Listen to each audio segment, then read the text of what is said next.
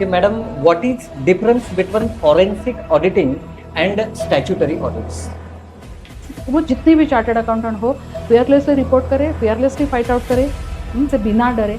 If we come together and fight out with the system, we can, our value and brand value will be much greater than what it is. Chartered accountant India में forensic audit की practice शुरू करना चाहता है तो वो किस प्रकार से शुरू कर सकता है? फॉरेंसिक ऑडिटर की मेरे पास डिग्री नहीं थी, बट मैं वर्ल्ड हेल्थ ऑर्गेनाइजेशन के लिए काम करती थी. इसके लिए बुलाते हैं. अपोजिशन पार्टी का यही काम होता है कि आपका रिपोर्ट झुटलाना, ये उनका काम होता है, क्योंकि once they reject your report, बात खत्म. तो महत्वपूर्ण बात क्या है कि नहीं, कैसे होता है कि कुछ भी काम करना है तो उसका फीस स्ट्रक्चर कैसे होता है? जैसे अपने ऑडिट में देखो कैसे क्लाइंट जैसे कि सर कर लो, फिर हम आपको फीस दे देंगे, लेकिन फॉरेंसिक ऑडिट में किस प्रकार से फीस स्ट्रक्चर होता है? मैं किसी भी स्टेट को या अपोज को एंटरटेन कभी नहीं किया है, and I report honestly. But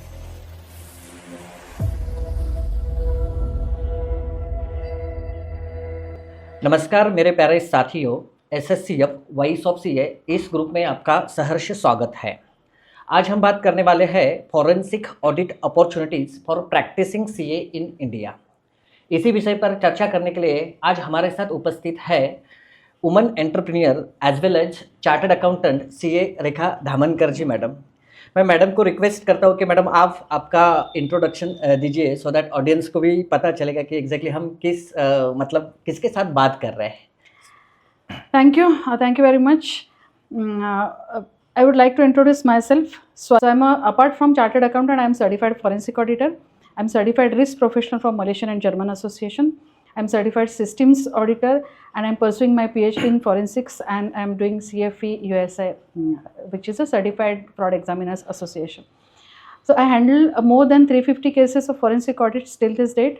I work with almost all the regulators, EOW, anti-corruption, CBI, CID, SFIO, ED, income tax investigation, and I handle more than 350 cases, as I said, ranging from 5 crores to 3,500 crore of frauds. So I think that's wonderful introduction. देखिए कैसे अभी जो भी frauds रहेगा उसका verification मतलब forensic audit. सो काफ़ी सारे सवाल अपने पास रहेंगे और ये सवाल और जवाब का सिलसिला शुरू रहेगा. मैं शुरुआत करता हूँ कि madam what is difference between forensic auditing and statutory audits? Okay. बहुत पहले मुझे याद है जब हमने सीए की पढ़ाई की होगी तो हमने सुना होगा कि CS are not a watch dogs. Time has come that they cannot be the just watchdog, they cannot be the bloodhound also, but they should be a barking dogs. At least भौंकना शुरू करना चाहिए. ये मतलब that's the basic. nowadays वो change हो गया. अगले पहले जो हम लोग सुना करते थे कि हमारे पास जो रिकॉर्ड आते हैं, जो डॉक्यूमेंट्स आते हैं, उस पर उसको वेरीफाई करने का काम हम करते थे और स्कोप डिफाइन होता था कि ये स्कोप है और उसको उस स्कोप की तरह ऑडिट करना है. तो हम लोग वॉटेवर हमारे पास जो डॉक्यूमेंट आते थे वो वेरीफाई करने का काम करते थे. हमने जो सीखा है, जो सीए में पढ़ाई में सीखा है, ऑडिटिंग स्टैंडर्ड्स है, अकाउंटिंग स्टैंडर्ड्स है, उसके तहत हम लोग करते थे. बट अभी ये दौर है कि हमारे पास जो डॉक्यूमेंट आते हैं, the basic difference between this two is in normal audit we tend to believe in whatever comes in front of us, but forensic audit में we tend to disbelieve in whatever comes in front of us. Example मैं देती हूँ. पहले हम लोग जब watching करते थे तो ट्रैवलिंग एक्सपेंसेस मान के चलो एक वॉचिंग करते थे, तो हम लोग क्या करते थे, टिकट है कि नहीं वेरीफाई करते थे ट्रैवलिंग का. अगर एयर फ्लाइट से गया है तो टिकट है, हमारे पास टिकट है, टिकट मिल गया, सपोर्टिंग मिल गया, वी यूज टू टिक कि करेक्ट है. अभी हम एज अ फॉरेंसिक ऑडिट हम ये करते हैं कि वो सच में ट्रैवल हुआ है कि नहीं हुआ है, क्योंकि आजकल ऑनलाइन बुकिंग होता है. हो सकता है ऑनलाइन बुकिंग करके वाउचर फाइल में लगा के खर्चा क्लेम करके कैंसिल कर दिया हो. ये जो एविडेंस सामने आया है वो गलत किस तरह से हो सकता है, ये वेरीफाई करने का काम हम इसमें करते हैं. तो that is the basic difference. So मतलब दिमाग में हमेशा घंटी बजती है कि अरे कुछ तो गलत है. वो शेरलॉक होम्स या फिर वो हमने सीआईडी देखी होगी, कुछ तो गलत है, दरवाज़ा तोड़ दो. तो इस तरह से वी ट्राई टू थिंक कि what is wrong in this document, what can be wrong and कहाँ पे दरवाज़ा तोड़ना पड़ेगा. तो that's the basic difference between the forensic. Actually में ट्रैवल किया था और ऐसी कौन सी पॉसिबिलिटीज है कि जिसमें वो उसने ये 2 अक्टूबर का सीन पूरा फिट कर दिया होगा. What are the possibilities? हाँ, तो हम लोग क्या कर रहे हैं, उसने 2 अक्टूबर को ट्रैवल किया है, पहले तो ये डिनाई कर रहे हैं. हम नॉर्मल ऑडिटर क्या करते हैं, ट्रैवल है, सपोर्टिंग है, सपोर्टिंग तो मान के चलो ट्रैवल किया है. तो हम फॉरेंसिक ऑडिट में पहले ये सोचते हैं कि ये किया ही नहीं होगा तो व्हाट आर द पॉसिबिलिटीज उसने नहीं किया होगा। जी जी एब्सोल्युटली करेक्ट। वो that is the in simple language ये डिफरेंस Yeah. है दोनों में। मतलब ऐसा है कि अपन फॉरेंसिक ऑडिट में फैक्ट का वेरिफिकेशन करते हैं। फैक्ट्स का वेरिफिकेशन करते हैं और ये साबित करना होता है कि जो फैक्ट्स सामने आए हैं वो गलत कैसे है, कैसे है? किस तरह से गलत हो सकते हैं Yeah. और उसका फिर एविडेंस कलेक्शन होता है। Absolutely. मतलब सिर्फ रिपोर्ट हमारे शक के बिना नहीं चलता है, Yes. मतलब शक के बदौलत नहीं चलता है Reporting. कोई भी। रिपोर्टिंग जब सबमिट करते हैं तो we have to collect the evidences also.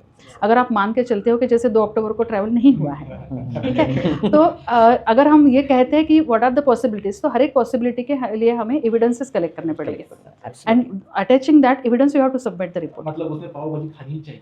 हाँ, yes absolutely wonderful wonderful.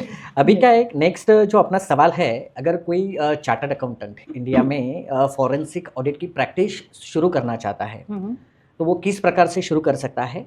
Second चीज़ है कि शुरू करने के लिए किस प्रकार के क्वालिफिकेशंस की ज़रूरत पड़ती है, तो थोड़ा बहुत इसके बारे में भी आप बताइए। इसमें 2 चीज़ें हैं। एक तो मैं ये सवाल थोड़ा सा मैं 2 कैटेगरी में बांटूंगी। एक तो क्वालिफिकेशंस क्या लगता है, मतलब फॉर्मल क्वालिफिकेशंस क्या लगता है, और दूसरा ये है कि क्या पर्सनैलिटी ट्रेट्स चाहिए। Yes yes this is forensic audit is more of related to the personality traits and attitude. Qualification वाला ना हो आपके पास, Yeah. But you can be the good forensic auditor. Absolutely. बहुत सारी चीज़ें ऐसी है, जब मैं भी फॉरेंसिक ऑडिटर के मेरे पास डिग्री नहीं थी बट मैं वर्ल्ड हेल्थ ऑर्गेनाइजेशन के लिए काम करती थी। मैंने अराउंड 175 केसेस WHO के लिए किया, तभी मेरे पास डिग्री नहीं थी बट मेरे पास वो एंगल था। ओके तो इट्स ज़रूरी नहीं है कि फॉरेंसिक ऑडिटर बनने के लिए आपको पास वो डिग्री फॉर्मल होनी चाहिए, बट आपके पास नज़रिया होना चाहिए, एटीट्यूड होना चाहिए, out of box Okay. Thinking की आदत होनी जी चाहिए। जी जी जी। जैसे मैंने पहले एक सवाल में बताया था कि किस तरह से वो गलत हो सकता है। अभी काफ़ी बार ये होता है कि एक हाथ कोई इन्फॉर्मेशन हमें चाहिए होती है वो फैक्ट्स वेरीफाई करने के लिए, बट हमें कहाँ से पता चले वो फैक्ट्स, सोर्सेस नहीं मिलते हैं। तो where from, what are the sources where from we can verify the facts. जी। तो वो सोर्सेस ढूंढना और सोर्सेस तक पहुंचना, अभी मान लो कि कोई कुछ इन्फॉर्मेशन हमें आरओसी के साइट पे मिल जाती है, सर्च लेके मिल जाती है, जी। कोई डॉक्यूमेंट वेरीफाई करना है तो we have to go to sub registrar office. फिर आसानी से तो मिलती नहीं है हमारे Yes, पास correct. ये document, they will not provide us, but ये हमें किस तरह से अप्रोच कर सकते हैं, किस तरह से मिल सकती है, कहाँ से मिल सकती है, whether you have internal sources there where from you can get the information.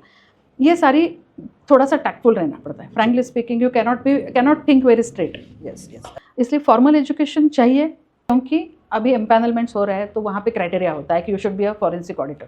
तो फॉरेंसिक ऑडिटर मतलब आपके पास डिग्री होनी चाहिए।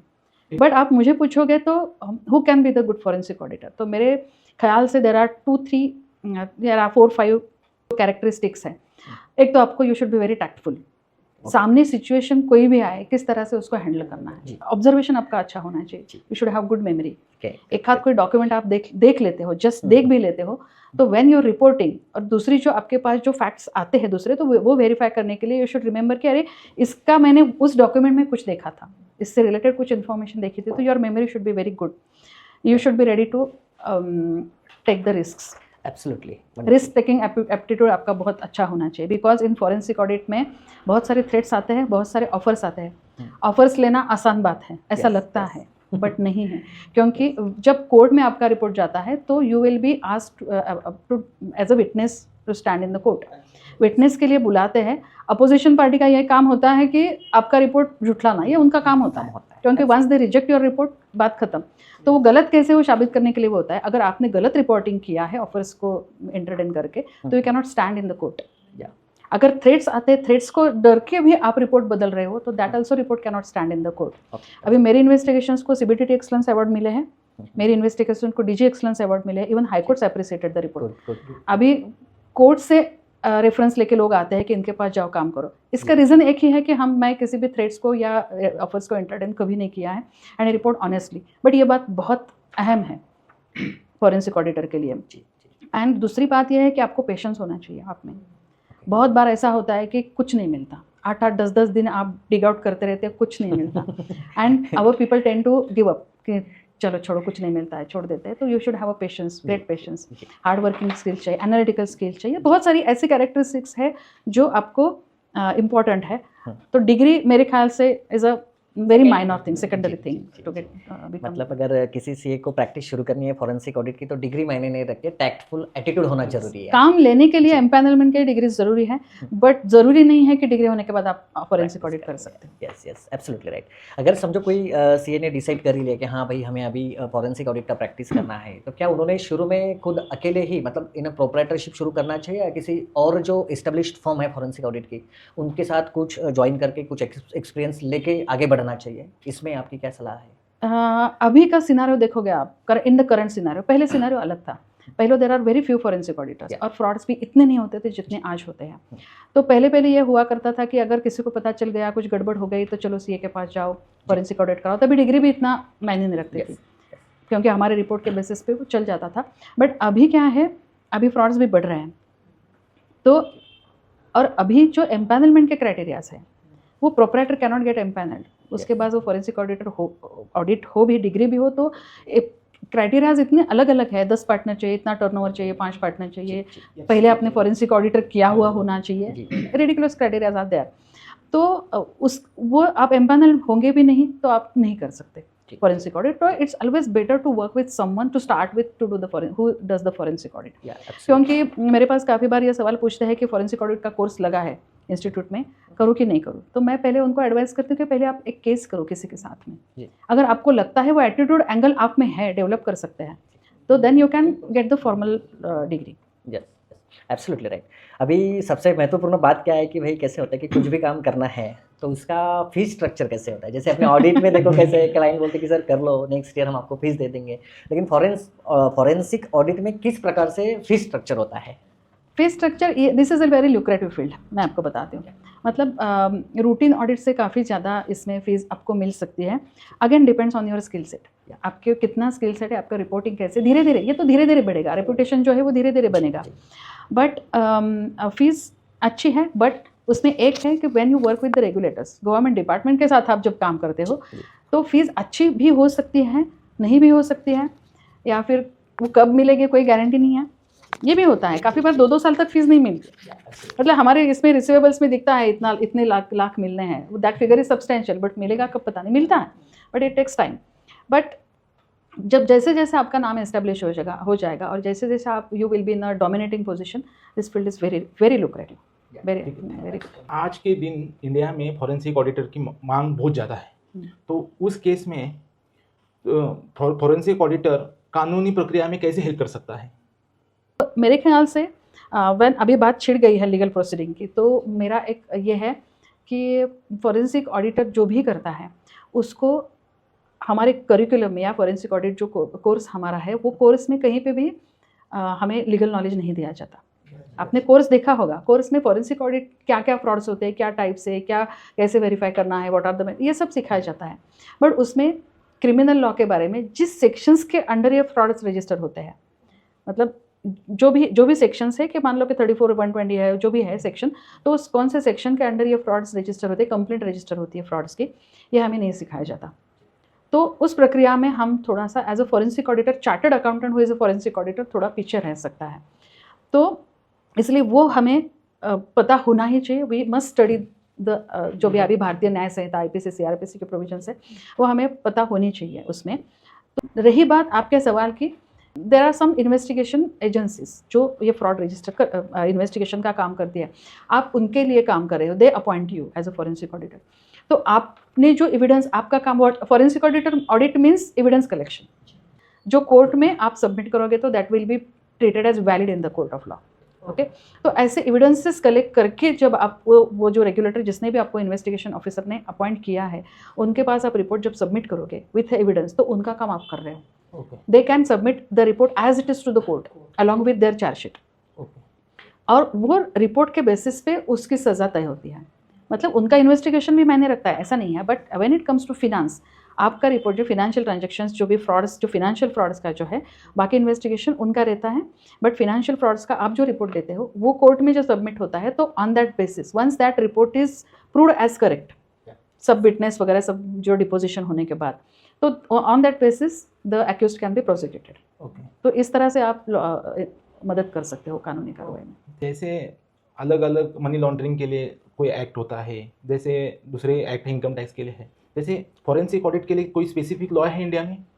फॉरेंसिक ऑडिट के लिए ऐसा कोई लॉ नहीं है, मतलब स्पेसिफिक एज सच लॉ नहीं। आईटी एक्ट है, इंफॉर्मेशन टेक्नोलॉजी एक्ट है, जो उसमें कुछ है। हमारी कंपनीज हर एक, जैसे कॉन्ट्रैक्ट एक्ट है, कंपनीज एक्ट है हमारे पास, अभी बैंकिंग रेगुलेशन एक्ट है। मतलब there are various laws under which the frauds are registered. मतलब वो एक्ट, हर एक एक्ट के अंदर फ्रॉड्स की डेफिनेशन क्या है। जैसे सीआरपीसी, सीपीसी, आईपीसी में है, मैं बता रही हूँ आपको कि जो भी फ्रॉड्स होते हैं, फिनेंशियल फ्रॉड्स, तो वो किसी भी एक्ट के अंदर हो सकते हैं। जैसे एमपीआईडी का फैक्ट हो सकता है, फ्रॉड हो सकता है। MPID act defines what is fraud. हमारे आईपीसी में बहुत सारे सेक्शन है जिसमें फ्रॉड डिफाइन है। कंपनीज एक्ट में फ्रॉड डिफाइन है। अभी इंसॉल्वेंसी प्रोफेशनल जो हमारा है उसमें व्हाट इज़ अ फ्रॉड। तो देर आर अलग अलग कानून है जिसमें वो उस कानून के तहत क्या पीएमएलए अभी आ गया, तो उसके तहत फ्रॉड क्या है ये डिफाइन किया गया है। और forensic auditor, once you are appointed as a forensic auditor, उस जिसका आप इन्वेस्टिगेशन कर रहे हो उसको जो भी laws applicable, you have to apply all laws. So you have to verify from different angles कि इस तरीके से तो फ्रॉड नहीं हुआ है। तो इसलिए आपको यह समझना ज़रूरी है कि कंप्लेंट क्या फाइल हुई है। इन्वेस्टिगेटिंग अथॉरिटी का रोल क्या होता है फॉरेंसिक ऑडिट में? इन्वेस्टिगेटिव अथॉरिटीज़ का रोल इन्वेस्टिगेशन होता है फर्स्ट ऑफ ऑल, बट मैं स्टेजेस आपको बताती हूँ। पहले कोई जाके, मतलब किसी ने मान लो कि आपको फंसाया, आपके साथ फ्रॉड किया, यू आर द, उसको जो हम विक्टिम बोलते हैं लीगल लैंग्वेज में। तो एंड जिसने भी जो फ्रॉड किया उसको वो एक्यूज्ड होता है। तो आपने कंप्लेंट मान लो फाइल की, किसी भी पुलिस स्टेशन में जाके कंप्लेंट पहले फाइल करती है police station, prima facie investigation करता है, फिर स्टेटमेंट को बुलाता है डिफरेंट लोगों को, they do the prima facie investigation. There are certain limits of financial frauds. वो लिमिट वो अगर क्रॉस हो रहा है तो they refer the cases to various authorities. EOW को रेफर करेंगे, सीआईडी को करेंगे, सीबीआई को करेंगे। तो इस तरह से वो केसेस रेफर होती है। Then the investigation agency changes. तो प्राइमा फेसी जो इन्वेस्टिगेशन है वो पुलिस ऑफिसर करते हैं। एक बार प्राइमा फेसी इन्वेस्टिगेशन करके, पुलिस का रोल क्या होता है, प्राइमा फेसी इन्वेस्टिगेशन करना, स्टेटमेंट्स लेना, अगर अरेस्ट रेड्स डालना, अरेस्ट वगैरह करनी है तो वो करना। And then once the chargesheet is filed in the court, police का रोल खत्म हो जाता है, फिर कोर्ट में हियरिंग चलता है। तो इन्वेस्टिगेशन एजेंसी का रोल जो है वो शुरू में होता है। ईओडब्ल्यू में अगर रेफर करते हैं पुलिस स्टेशन केस, तो ईओडब्ल्यू बाकी का इन्वेस्टिगेशन करेगा। ईओडब्ल्यू का भी सेम पावर्स है, they can put the raid, they can arrest the people, they can even take the statement, सब, even they can freeze the bank accounts. ये सारा उनके अधिकार में आता है। तो अलग अलग इन्वेस्टिगेशन ऑफिसर्स के अलग अलग रोल्स है, पावर्स है, उसके तहत वो करते हैं। लेकिन सभी को जो लॉ के दायरे में रह के करना पड़ता है। जिस सेक्शन के अंडर फ्रॉड रजिस्टर हुआ है उसको छोड़ के वो नहीं कर सकते दूसरा कुछ। हमने फॉरेंसिक ऑडिट कंडक्ट कर लिया और फाइंडिंग्स आ गए हमारे पास, हम्म। वो लीगली बाइंडिंग रहेंगे कोर्ट में? Once your report is proved as correct, yes. Okay. क्योंकि क्या है कि हम जो रिपोर्ट देते हैं तो सामने वाला एडवोकेट तो यही बोलेगा, हमारी, अगर हम इन्वेस्टिगेशन एजेंसी के लिए कर रहे हैं तो प्रोसिक्यूशन लॉयर, जो हमारे गवर्नमेंट का जो लॉयर होता है, जो गवर्नमेंट डिपार्टमेंट का, तो उसको प्रोसिक्यूशन लॉयर बोलते हैं। तो he will put up the case. सामने वाला कंप्लेनेंट, जिसके अक्यूज का लॉयर, वो झूठ कैसा है वो साबित करने के। काफ़ी बार ये भी होता है कि फॉरेंसिक ऑडिट ना करे इसलिए कोर्ट में केसेस फाइल होते हैं कि ज़रूरी नहीं है, वी अपोज, नहीं करना, नहीं करने देंगे, वो रिकॉर्ड ना देना, नॉन कोऑपरेशन, ये सब होता है। But once your report is proved as correct, वो that is valid proof of evidence in the court. India में इन्वेस्टिगेटिंग अथॉरिटी आपको सपोर्ट करती है फॉरेंसिक ऑडिट के दरमियान। यदि विजय माल्या, नीरव मोदी का केस ले लो कि उन्होंने इंडिया से पेमेंट रेमिट किए हैं आउटसाइड इंडिया, तो इंडिया के बाहर के अथॉरिटी आपको फॉरेंसिक ऑडिट में हेल्प करती है क्या, on behalf of Indian embassy या ऐसे कोई? इसमें प्रोसीजर ये है कि you have to refer the case to investigative agency there. आपको अधिकार नहीं है कि उनके जुरिस्डिक्शन में जाके करें, तो आप रेफर करते हो, you submit all the proofs documents to them, you launch a complaint, और वहाँ पे आपको ये सारी इन्फॉर्मेशन देके they will investigate and they will give us the proof and submit us the evidence, then we can consider that. But अब हमारे ये जुरिस्डिक्शन में इंडियन या पुलिस, ये जो भी इन्वेस्टिगेट, उसमें वहाँ जाके उनके यहाँ पे करना नहीं आता। तो उनका और आपका ओपिनियन डिफरेंट आ रहा होगा, तो उस केस में क्या करेंगे? नहीं, वो मानना पड़ेगा, क्योंकि इन्वेस्टिगेटिव एजेंसी जिसने भी इन्वेस्टिगेशन किया है वहाँ पे भी, यहाँ पे भी, तो we must rely on their judgement. Because ऐसा नहीं हो सकता कि आप उनका रिपोर्ट है वो आपको ठीक नहीं लगा तो नहीं, आप कोर्ट में ये आर्गुमेंट हो सकता है कि नहीं, we got the evidences against this, so वो रिपोर्ट गलत है, यहाँ तक आप कर सकते हो। इवन आपका भी रिपोर्ट काफ़ी बार ऐसे होता है कि कोर्ट में साबित होता है कि ये गलत है, रिपोर्ट होता है काफ़ी बार, गलत एविडेंसेस है, गलत है, इनफ सब्सटेंशियल एविडेंस नहीं है, इस रीज़न से लिए वो रिजेक्ट होता है, तब ये हम लोग रीऑडिट करवाने का भी एप्लीकेशन काफ़ी बार होता है कि रीऑडिट करवा लो, ये सफिशिएंट नहीं है। क्वेश्चन है कि कौन से क्लाइंट को फॉरेंसिक ऑडिट मैंडेटरी है और कौन से क्लाइंट्स को करना ज़रूरी है एंड कौन से एरियाज़ में हम वो फॉरेंसिक ऑडिट कर सकते हैं। ओके, ऑडिट की ज़रूरत एकदम आपके नीचे वाला एक ग्रोसरी शॉप वाले से लेके लिस्टेड कंपनी तक किसी को भी हो सकती है, क्योंकि ये फ्रॉड है। फ्रॉड कैन हैपन एनीवेयर, ये बैंक हो, इंश्योरेंस कंपनी हो, या बड़ी कंपनी हो, छोटी कंपनी हो, लिस्टेड हो, पब्लिक लिमिटेड हो, प्राइवेट लिमिटेड हो, प्रोप्राइटरी कंसर्न हो या पार्टनरशिप। इट्स नॉट कुछ ऐसा ठोस ये नहीं है कि यहीं पे फ्रॉड हो सकता है, क्योंकि when it comes to finance and किसी को दिस इज अपॉर्चुनिटी बेसिस पे होते हैं नॉर्मली। किसी को अगर फ्रॉड करने की मौका मिल गया फ्रॉड करने का और आपकी नीयत भी खराब है और मौके के आप राह देखें, तो this can happen anywhere. So client किसको ज़रूरत है ये नहीं है। अभी काफ़ी बार ये होता है कि अगर छोटी ऑर्गेनाइजेशन है, फ्रॉड छोटा सा है, तो काफ़ी बार रेपुटेशन की वजह से लोग बोलते हैं कि forget it, we want report it. आगे से हम लोग उसको निकाल देते, ज़्यादा से ज़्यादा उसको निकाल देते, वो जो केस है वो रफा दफा हो जाती है, वो फाइल भी नहीं होती, काफ़ी बार आगे नहीं आती। बट जिसको नॉर्मली जो कंपनी है जो ये जिनको कुछ सिस्टम में सुधार करना है, पहले तो ग्रोथ करनी है, या फिर एक डिसिप्लिन बनाना है कंपनी में कि आगे जाके ये सीख मिले कि ऐसा कुछ होता है तो हम छोड़ते नहीं हैं, तो फिर they file the complaint and then वो होता है। बट ऐसा कुछ खास ये नहीं है। Major risk are in NGOs जहाँ पे फंडिंग खुद का नहीं होता है। जैसे WHO का मैं काम कर रही थी, तो WHO में all the fundings are of WHO, infrastructure हमारा लगा हुआ था। तो जब दूसरे का पैसा होता है तो वी बिकम केयरलेस, हमारा कुछ नहीं जाता। तो अगर किसी का भी कुछ नहीं जाता है तो देन जो पैसा लगाता है वो भी सोचता है कि ठीक है ना, जाने दो, मेरा क्या जाता है, तीसरे का पैसा जा रहा है। तो ये एटीट्यूड होता है वो एनजीओज़ में जहाँ पे फॉरेन फंडिंग ज़्यादा है, बैंक्स में होता है। बैंक्स में डिफ्रॉड मेनली तो अलग अलग फ्रॉडुलेंट डॉक्यूमेंट सबमिट करके लोन लेना, उसका एंड यूटिलाइजेशन ठीक ना होना, तो बैंक्स में ज़रूरी है। इंश्योरेंस कंपनी में now it is it's becoming mandatory, क्योंकि फॉल्स क्लेम आते हैं काफ़ी बार। अभी इंश्योरेंस कंपनी का started selling crime policies and cyber security policy, cyber policy में साइबर फ्रॉड्स कवर होते हैं और क्राइम पॉलिसी में normal frauds, employ driven fraud cover होता है। तो before taking the policy also they require to forensic audit done, कि पहले से कुछ गड़बड़ तो नहीं है ना। And before settlement of claim also they get the forensic audit done. मान लो कंपनी का टेक ओवर है, कोई और कंपनी टेक ओवर करी है, तो जो कंपनी टेक ओवर कर रही है that company might want to do the forensic audit done of the दूसरी कंपनी जिसको वो टेक ओवर कर रही है, कि कुछ गड़बड़ तो नहीं है ना। कौन से टूल्स टेक्नोलॉजीज हम फॉरेंसिक ऑडिट करते टाइम पे यूज़ करने चाहिए? There are a lot of tools. Actually, frankly speaking, even though it's getting recorded, I would be like to be very frank. बहुत सारे ऐसे companies हैं, they claim that their tool is powerful in forensic audit or can be proved in forensic audit. But मैं नाम नहीं लूँगी किसी का, because I don't want to blame any tools. But कोई भी tool ऐसा full proof as such अभी तक नहीं आया है. Even though after using the tool we get stuck up some of the times. बहुत बार ऐसा होता है।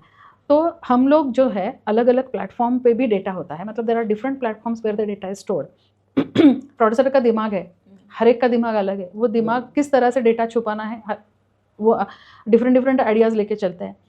तो वो सारा डेटा हम लोग कॉमन प्लेटफॉर्म पे लाने के लिए कोई यूटिलिटी चाहिए होती है, बट यूटिलिटी से full proof utility there is not available. So what we do with normal common platform पे we use Excel as a common platform.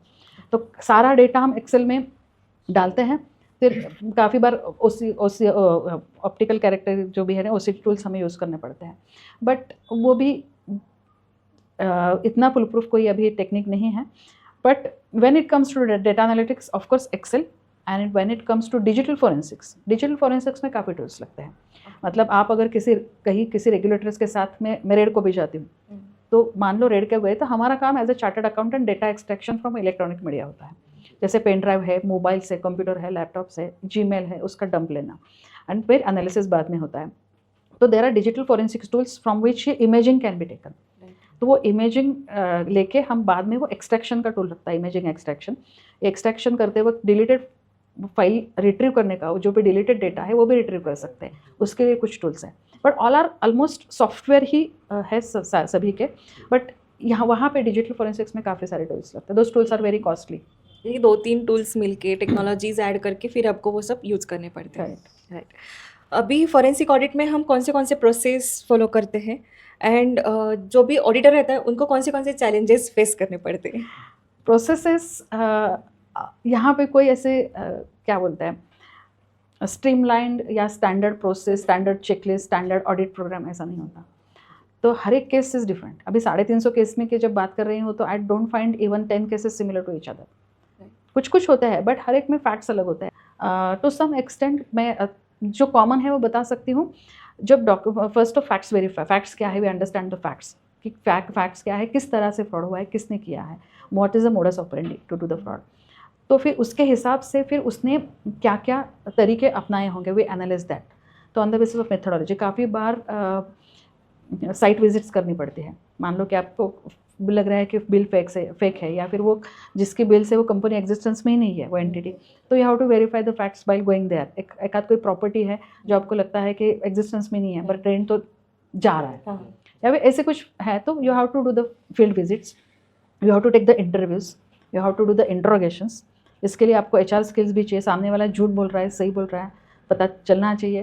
काफ़ी बार you have to be very analytical logical skills अपना के। तो interviews होती है, इंट्रोगेशंस होती हैं, हम लोग डिस्कशंस भी करते हैं, ऐसा नहीं है। काफ़ी बार वी नीड टू शो कि हम फॉरेंसिक ऑडिट नहीं आए, हम तो बस कुछ सिस्टम इंप्रूव करने के लिए आए, क्वालिटी एश्योरेंस टेस्टिंग करने के लिए आए। सो बिकॉज कोऑपरेशन चाहिए। तो ये सारा जो है वो इंटरव्यूज़ या फिर डिस्कशंस एंड फिर हम लोग चेकलिस्ट बनाते हैं, we study the organisation chart and all that, फिर फ्लो चार्ट वगैरह हमारे प्रोसेसेस का तभी उसके बाद बनता है। But there is no standard, but ये कुछ है sites visits, interviews, interrogations, discussions, then understanding the processes. हर एक प्रोसेस होती है तो उसको हम लोग अंडरस्टैंड करते हैं। SOPs है क्या वेरीफाई करते हैं, तो SOPs हम इनफॉर्मल बनाते भी है काफ़ी बार, ये फॉलो होना चाहिए है कि नहीं हुआ है। तो SOPs verification of SOP can be one of the. छोटा सा चैलेंज ये होता है कि बहुत बार कुछ मिलता ही नहीं है, मतलब वी कीप डिगिंग कुछ नहीं मिलता, हाथ में कुछ नहीं आता एंड सर पे वो बैठे हुए होते हैं कि अरे मुझे रिपोर्ट सबमिट करना है, दैट ड्यू डेट कोर्ट की ये है, उसके पहले रिपोर्ट चाहिए। या फिर आप प्राइवेट केस कर रहे हो तो वो क्लाइंट भी बोलता है कि नहीं मेरी डेट है कोर्ट में, मुझे वो देना है, वो सबमिट करना है। तो time gap is very small and आपको कुछ नहीं मिल रहा है। सो एंड फिर दूसरा चैलेंज ये होता है कि जो आपको एविडेंस इकट्ठा करने के लिए जो डॉक्यूमेंट चाहिए वो डॉक्यूमेंट काफ़ी बार जैसे आपको चाहिए उस तरह से नहीं मिलता है। मतलब if you want a bank statement in Excel format नहीं मिलता है, वो फोटो लेके आ जाता है, अनस्ट्रक्चर्ड फॉर्मेट में डेटा मिल जाता है। तो it takes time to analyze that data. फिर काफ़ी बार ह्यूज डेटा होता है, बल्कि डेटा होता है, और बल्कि डेटा भी हो बट वो भी अनस्ट्रक्चर्ड मैनर में होता है। जैसे कि एक फॉर एग्जांपल एक्सेल में आपको मान लो कि डिफरेंट टैली बैकअप्स का डेटा मिल गया बट कॉलम्स अलग है सब में, तो कंसोलिडेशन करना, उसका मतलब this are the small challenges. वो स्ट्रक्चर्ड डेटा नहीं होता है। काफ़ी बार आप अगर क्लाइंट के लिए केस कर रहे हो, इंडिविजुअल किसने आपको अपॉइंट किया है, तो जिसके खिलाफ कंप्लेंट फाइल की है, मान लो एम्प्लॉयज़ ने फ्रॉड किया है, ये केस है, कंपनी ने कंप्लेंट फाइल कर दी, आपको उसके डॉक्यूमेंट चाहिए, उसकी KYC चाहिए, उसकी लोन स्टेटमेंट चाहिए, उसके बैंक स्टेटमेंट चाहिए, वो मिलने में दिक्कत होती है, वो कंपनी भी नहीं ला सकती बिकॉज ही डजंट कोऑपरेट। तो फिर इसमें कोर्ट में अगर केस पेंडिंग है तो कोर्ट से हम मांग सकते हैं, या फिर किसी रेगुलेटरी के पुलिस अथॉरिटी के पास है तो the police authority can ask for the statement. आप एज अ फॉरेंसिक ऑडिटर नहीं मांग सकते डायरेक्टली जाके उसको। तो ये एक मेजर चैलेंज है। दूसरा चैलेंज है कि यू गेट वेरियस थ्रेड्स, क्योंकि जितनी बड़ी केस उतना पॉलिटिकल इंटरफेरेंस बहुत ज़्यादा होता है। उसमें से डर नहीं लगता है क्या जब थ्रेड्स आते हैं? मतलब बड़े कैसे अभी नहीं लगता कि चलो कि आप तो फॉरेंसिक ऑडिट नहीं करते हो ना, you are a routine auditor, फिर भी आपको रिस्क नहीं है, अभी ऑडिट करने में रिस्क तो है, आपके खिलाफ कुछ हो सकता है। तो I am just on the opposite side of that. ये तो रिस्क टेकिंग एप्टीट्यूड जैसे मैंने पहले बताया, रिस्क टेकिंग एप्टीट्यूड आपका बहुत अच्छा होना चाहिए। हर एक फील्ड में रिस्क है बट कुछ हद तक कुछ फील्ड में ज़्यादा है, कुछ फील्ड में कम है। बट अभी once you know how to handle a particular risk, वो फिर अपने आप हो जाता है थोड़ा सा, लेकिन आपका नेचर एडवेंचरस होना बहुत ज़रूरी है। तो that is a major. Deposition में हमारे लोग तो डिपोजिशन में जाने के लिए डरते हैं। मेरे पास 10-15 CA मेरे साथ जो काम करते थे, जब ये हो गया मैम साइन आप करो, बोलते साइन आप करो, क्योंकि कोर्ट में जाना पड़े तो आप जाओगे, हम तो नहीं जा सकते। तो ये चैलेंज रहता है कि कोर्ट में जाके हमको कुछ नहीं बोलना होता है, सिर्फ हमें ये बोलना होता है कि आपका रिपोर्ट सही कैसे है। वो गलत साबित करेगा, आप दिखाओगे कि सही कैसे है, बट फिर भी वो डर लगता है। थ्रेट्स आते हैं, ऑफर्स आते हैं, ऑफर्स को झुठलाना या ऑफर्स को ठुकराना, ये भी बहुत बड़ा चैलेंज होता है। और As a woman forensic auditor, is this a risky area for doing the audit? Or Frankly speaking, I got a lot of threats, lot of offers also. But as a female, I cannot differentiate the threats with the males. ऐसे कुछ threat नहीं आए हैं. ज़्यादा से ज़्यादा बोलते हैं ठीक है देख लेंगे. अच्छा नहीं करते हैं, आप नहीं करते, रिपोर्ट ऐसा नहीं चाहिए, निकाल दो, ये करो. नहीं करते हैं तो मैम क्या कर रहे हो, 100 प्रॉपर्टी आप रिपोर्ट कर रहे हो, 50 ही करो, एक आध आपके नाम पे करता हूँ. वो नहीं मानते हैं तो फिर वो बोलते हैं कि ठीक है फिर देख लेंगे कैसे आप आगे काम करते हो. बट अभी तक फॉर्चुनेटली कि मेरे साथ ऐसा कुछ हुआ नहीं है. और जिस तरह से वो थोड़ा सा आपका भी देखिए ये ज़माने की रीत है कि आप अगर डरोगे तो सामने वाला ज़्यादा डराएगा. depends on your attitude. Depends on your attitude. आप सामने वाले को जो करना है करो, ऐसे बोलोगे तो वो अरे नहीं इसको साथ संभाल के डील करना पड़ेगा. So it depends on your guts and your attitude also, dynamism also. As a female तो I think I am the only female who does the forensic audit such dynamically. मतलब मैं रेड्स को भी जाती हूँ, searches को भी जाती हूँ. ऑल ओवर इंडिया मुझे तो कोई नहीं मिला है कि जो पुलिस के साथ में सर्चेस को भी जाता हो, रेड्स को भी. तो ऐसा कुछ नहीं है, अभी तक कुछ नहीं हुआ है. मतलब मुझे पुलिस ने भी केस देने से पहले ये बोला था कि मैम आप फीमेल हो, आप नहीं कर पाओगे. तो लेकिन जब मैंने उनको ये किया समझाया कि sir the life is so uncertain. अभी इंटरव्यू चल रहा है, निगेटिव नहीं बोलना चाहती मैं, बट हम यहाँ से सारे जो लोग यहाँ पे हैं वो गारंटी के साथ बोल सकते हैं क्या कि घर हम 100% गारंटी के साथ घर पहुँच जाएंगे? नहीं, एनीथिंग कैन हैपन. सो किस लिए डरना है फिर. ऐसे कौन से सर्टिफिकेशन है जो enhance the credibility in forensic auditing? मतलब फॉरेंसिक ऑडिट में सर्टिफिकेशन बोल रहे हो और सपोर्टिंग सर्टिफिकेशन जो फॉरेंसिक ऑडिटिंग की क्रेडिबिलिटी को इनहांस करे. You can do data analytics. Data analytics skills are very important. इसमें मतलब सीए तो आप हो, ये मान के चल रही हूँ. मैं मान के चल रही हूँ कि फॉरेंसिक ऑडिटर की डिग्री आपके साथ है. So I am now telling you the other qualifications. तो you can do data analytics. Ethical hacking इसलिए ज़रूरी होता है काफ़ी बार कि किसी फ्रॉडस्टर ने फ्रॉड किया है. तो आपका दिमाग भी उसी तरह चलना चाहिए कि जिसने वो किया है. तो ethical hacking is hacking the system of the accused. मतलब जिसने फ्रॉडस्टर की सिस्टम हैक करके एविडेंसेस कलेक्ट करना, वो that is ethically allowed. So ethical hacking का भी कोर्स होता है.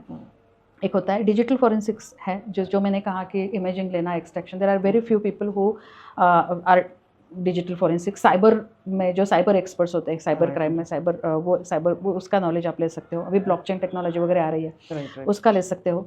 Then you can do the risk assessment management mitigation, जो मैंने बताया ना, I am certified risk professional also. तो उसमें you can work on the preventive side, fraud हो ही ना, इस तरह से सिस्टम सेट करना. तो ये सारी चीज़ें अगर आपके पास है एंड एनालिटिकल स्किल्स है, लॉजिक है, तो आप you can be the. Thank you.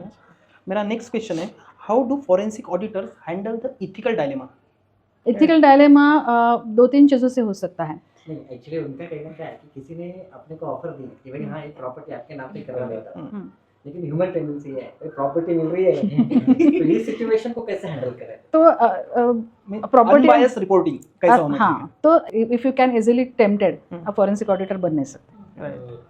बन ही नहीं सकते आप. एक हाथ 2 केसेस आप करोगे, उसके बाद आपके पास केसेस, आपका रेपुटेशन बिल्ड नहीं होगा. आपका रेपुटेशन इस तरह से बिल्ड होगा, अरे जाओ इसके पास से करा लो, जैसे चाहिए रिपोर्ट देता है. तो if you want to build that image, और if you want to build the image like I build, के अरे कुछ नहीं चलता है, छोड़ दो, वो नहीं मानेगी, जो भी है सच वो उसको रिपोर्ट कर देते हैं वो ऑफर्स. लेकिन the question is how to handle the offers. तो इसमें आपको तो मेंटली बहुत स्ट्रांग रहना पड़ता है. एक तो बहुत स्ट्रांग रहना पड़ता है. You should foresee your future as what you want to build the future, कि आपको किस तरह से अपनी इमेज बनानी है.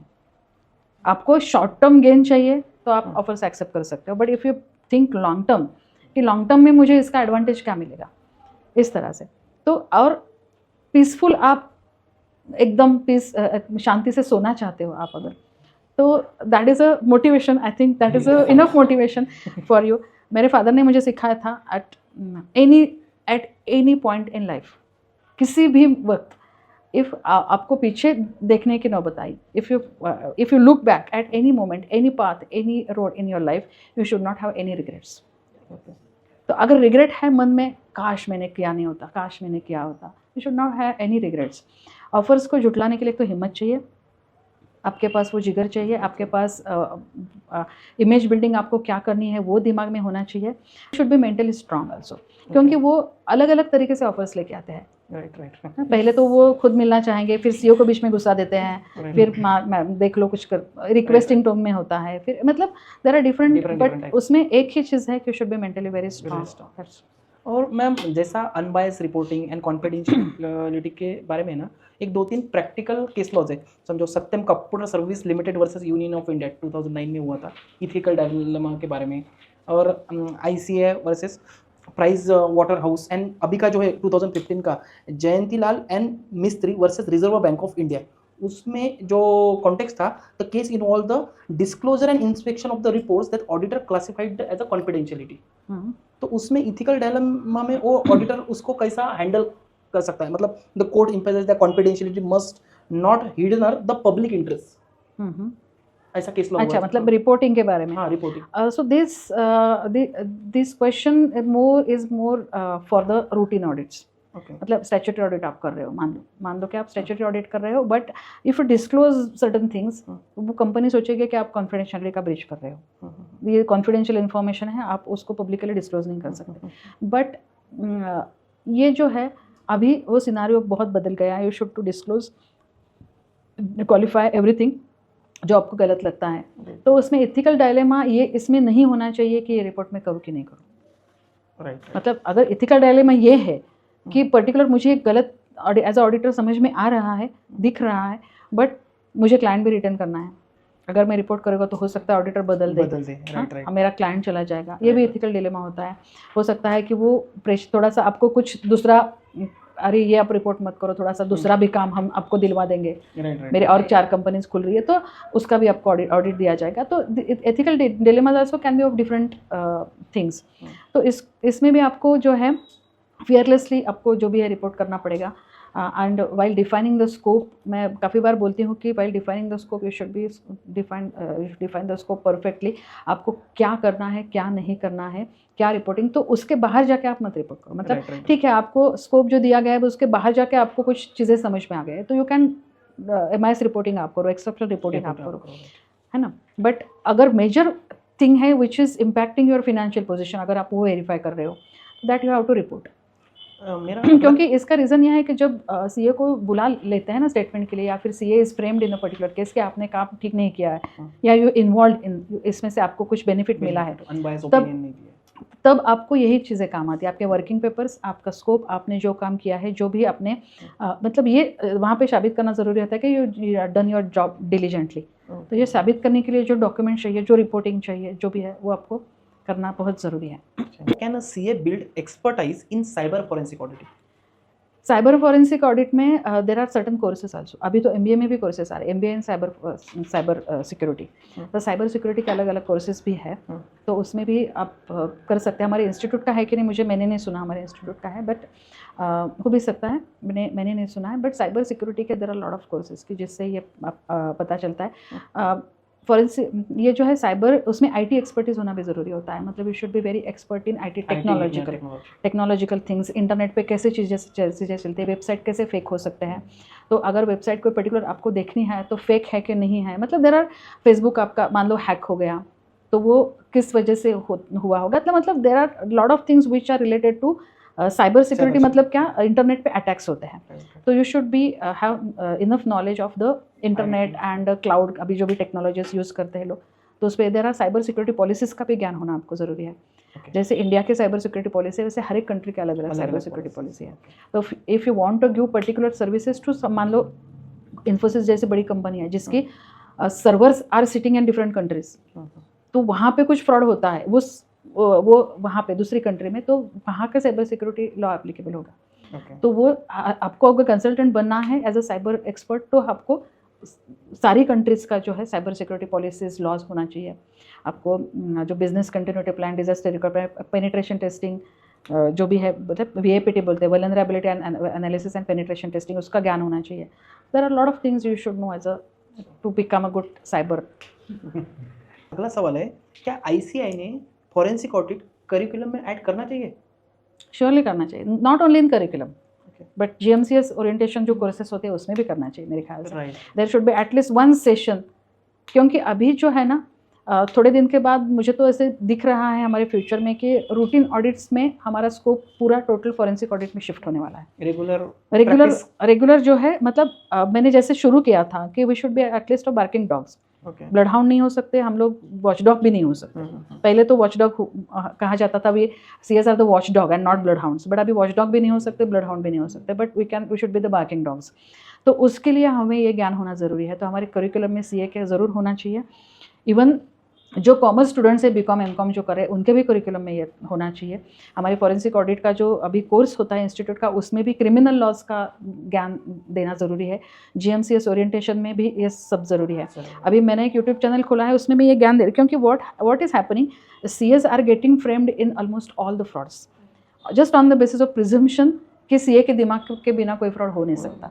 उसका रीज़न ये है, और and we cannot fight out with the regulators who investigative officers who frame us just because the major reason is we don't have the legal background. हमें आईपीसी सीआरपीसी का कोई भी ज्ञान नहीं है, तो वो होना ज़रूरी है। तो वो देना, वो भी करिकुलम में हमारे होना चाहिए। मैंने तो देना स्टार्ट किया है, started writing book also, but ये हमारे करिकुलम में बहुत ज़रूरी हो गया है, होना भी चाहिए। अभी आई थिंक हाल ही में कुछ न्यूज़ आई 2 दिन पहले कि अभी it's getting added to the curriculum, लेकिन दैट्स अ गुड स्टेप। अभी प्रैक्टिसिंग चार्टर्ड अकाउंटेंट के लिए और जो नए सीए बन रहे हैं उनके लिए गुड न्यूज़ है। या एंड फिर गाइडेंस नोट हमारे है, ऑडिटिंग स्टैंडर्ड्स है, उसमें भी एंगल थोड़ा शिफ्ट होके फॉरेंसिक एंगल के that should be redrafted, though should be redrafted. Other than forensic audit, newly practising chartered accountant और कौन से एरिया में स्पेशलाइजेशन कर सकता है? आप क्या बताना चाहोगे हमारे चैनल के माध्यम से? ये फॉरेंसिक ऑडिट तो मैंने जैसे बताया कि यू कैन शिफ्ट। बहुत सारी केसेस में ऐसा होता है कि फॉरेंसिक ऑडिट के केसेस नहीं मिलते, क्वालिफिकेशन तो है बट नहीं मिलते, ये कंप्लेंट आती है। तो मेरा ये सुझाव होता है कि आप you start utilizing that knowledge in your routine audits. तो जहाँ पे भी लोग ये बोलते हैं कि रिपोर्ट करते हैं ना, हम लोग काफ़ी सारी चीज़ें रिपोर्ट करते हैं कि ये नहीं है, वो नहीं है, फिर हमारी डिस्कशन होती है क्लाइंट के साथ, ये रिपोर्ट करना है कि नहीं करना है। बट अगर आपको पता चलता है कि ये सिस्टम प्रॉपर नहीं है, यहाँ पे वीकनेसेस है, ये गलत है, तो instead of restricting yourself whether to report it or not, why don't you look at as opportunity. ये ठीक नहीं तो मैं ठीक करा दूंगा, कैसे ठीक करा सकता हूँ? तो and take that proposal to the client कि ये सर, हाँ ठीक है, रिपोर्ट हम लोग करना ना करना अलग बात है, बट हम उसको ठीक करा के देंगे ताकि नेक्स्ट साल ये सवाल ना आए। तो ये एक है। देन जैसे मैंने बताया कि प्रिवेंटिव मेजर्स अपनाना। रिस्क असेसमेंट हम लोग क्या करते हैं, risk assessment is a good field, risk management, risk assessment and mitigation, process audit, उसमें तो एसओपीज बनाना, प्रोसेसेस ऑडिट, प्रोसेसेस जो भी है आइडेंटिफाई करके प्रोसेसेस एसओपीज ड्राफ्ट करना। Then due diligence, financial and legal due diligence, जैसे बैंक्स के लिए भी ये हम कर सकते हैं कि due diligence of the documents जो भी उनकी है, या फिर before except giving any loan, before giving any loan documents verification या due diligence of the document preventive side पे ये है। देन इसमें सिस्टम ऑडिट है, सिस्टम टेस्टिंग है। बहुत सिस्टम टेस्टिंग के लिए थोड़ा सा हमें आईटी बैकग्राउंड होना ज़रूरी है, technological, but we can be the system testing also हम लोग कर सकते हैं। देन जैसे मैंने बताया एथिकल हैकिंग का कोर्स है। देन डिजिटल फॉरेंसिक्स का है, साइबर सिक्योरिटी में अब हम लोग बहुत काम कर सकते हैं। तो ये सारी चीज़ें हैं। जैसे कि अभी एनसीएलटी में बहुत कम है, ट्रांजैक्शन ऑडिट्स है, आईबीए प्रोफेशनल्स को फॉरेंसिक ऑडिटर की ज़रूरत पड़ती है। तो आईबीए प्रोफेशनल जो है, जो उनको जब इंसॉल्वेंसी प्रोफेशनल को फॉरेंसिक ऑडिट कराना होता है तो दे अपॉइंट सम फॉरेंसिक ऑडिटर, लेकिन वो होता है इंसॉल्वेंसी बैंक्रप्सी कोड के तहत, तो उसको ट्रांजैक्शन ऑडिट बोलते हैं। तो transaction audit again is a good scope, IBA professional valuation is a good thing, that lot of things, but we have to just keep thinking what we can do, what we can do. So इसमें एक ही तरीका है कि start looking at the problem as an opportunity, और उस तरह से आप अप्रोच करो, पिच करो, and then you can enter into that. या वंडरफुल मैडम। अभी अपन थोड़ा बहुत जो प्रैक्टिकल केसेस हुए हाल ही में, जैसे 2 साल पहले 4 साल पहले, उसी की थोड़ी बहुत बात करते हैं। नीरव मोदी और मेहुल चोकसी, इन दोनों ने मिला के पीएनबी को 13,000 करोड़ से लूटा था। तो एग्जैक्टली ये कैसे हुआ, और इसमें फॉरेंसिक ऑडिटिंग का क्या रोल रहा है, मतलब कितना महत्वपूर्ण रहा कोर्ट के लिए और पीएनबी के लिए? इसमें देखिए, जितने भी जो बड़े बड़े फ्रॉड्स है, जो भी जितनी बड़ी अमाउंट होती है, तो उतने वो नॉर्मली, अभी I am very sorry to say this, but वो हमारे पास नहीं आते, वो आते हैं सब बिग फोर्स के पास चले जाते हैं। So I am very sorry if someone of big fours of looking at this interview, but scenario ये है कि छोटी छोटी वो उनके क्राइटेरियाज है कि इतने यहाँ तक केसेस यहाँ जाएंगे, यहाँ तक यहाँ जाएंगे, और वो फॉरेंसिक ऑडिट किस तरह से हुआ है, क्या क्या उनको एविडेंसेस मिले हैं, क्या क्या कोर्ट में दाखिल हुआ, पब्लिकली कभी इतना कॉन्फिडेंशियलिटी होती है तो पब्लिकली जितना आता है वो बहुत कम इन्फॉर्मेशन। हमारे पास ये आता है कि इतने फ्रॉड का एविडेंस मिल गया, इतना ये हो गया, एंड फिर उसमें ये सज़ा हो गई, इसको कल्प्रिट माना गया, इसको ये हो गया, ये इतना आता है। बट किस तरह से वो किया गया वो नहीं आता इसमें बाहर कभी। बट येस, फॉरेंसिक ऑडिट का इसमें के सारे फाइनेंशियल फ्रॉड्स इन्वेस्टिगेशन में रोल तो बहुत ज़रूरी है, मतलब होता ही है। अनलेस जैसे इन लोगों का कहना है इन्वेस्टिगेशन ऑफिसर्स का कि कोई भी फ्रॉड सीए के दिमाग के बिना हो नहीं सकता, इसके ऊपर मैं ये कहना चाहूँगी कोई भी फ्रॉड का इन्वेस्टिगेशन सीए के दिमाग के बिना नहीं हो सकता। Right. But it's depends on the regulator how you they want to use you. अभी सिनारियो ये है कि उनका कहना they are on the first stage कि सीए के दिमाग पे बिना नहीं हो सकता। हमको ज़्यादा से ज़्यादा फॉरेंसिक ऑडिटर ला के जो ethically, principally and fearlessly report करे, ज़्यादा से ज़्यादा इंट्रोड्यूस करके ये सिनारियो इसमें बदलना है कि कोई भी फ्रॉड हो सीए के दिमाग के बिना इन्वेस्टिगेशन नहीं हो सकता। देखा मैम, मैं हमारा जो ग्रुप है SSCF वॉइस ऑफ सीए, उसके बिहाफ पर मैं आपको थैंक यू कहना चाहता हूँ। और आपने SSCF वॉइस ऑफ सीए के डायस पर आके फॉरेंसिक ऑडिट का महत्व समझाया, न्यू प्रैक्टिशनर को उसमें कैसा आना चाहिए उसके बारे में बताया, और हम आपका कीमती समय देने के लिए मैं थैंक मैं यू इसमें और एक ऐड करना चाहती हूँ जो भी व्यूअर्स हैं उनके लिए कि हम बहुत सारी चीज़ें जो गलत हो रही है, होंगे भी, अभी तो शुरुआत है, पिक्चर अभी बाकी है। तो हम we should come together, we should fight against this tendencies unitedly. तो अगर आपके चैनल के थ्रू आप लोगों को इकट्ठा ला सकते हो, जितने भी चार्टर्ड अकाउंटेंट हो, फेयरलेसली रिपोर्ट करें, फेयरलेसली फाइट आउट करें, एंड किसी चीज़ से बिना डरे, if we come together and fight out with the system, we can, our value and brand value will be much greater than what it is. That's a great point. And thank you Mr. CA Prakash sir, thank you CA Ganesh sir, and thank you Saili madam. आपने बहुत अच्छे से question पूछ के जो अपने members के सामने प्रॉपरली इलेबरेट करने का प्रयास किया है, उसके लिए मैं तहे दिल से थैंक यू कहना चाहता हूँ। Thank you Thank you very much.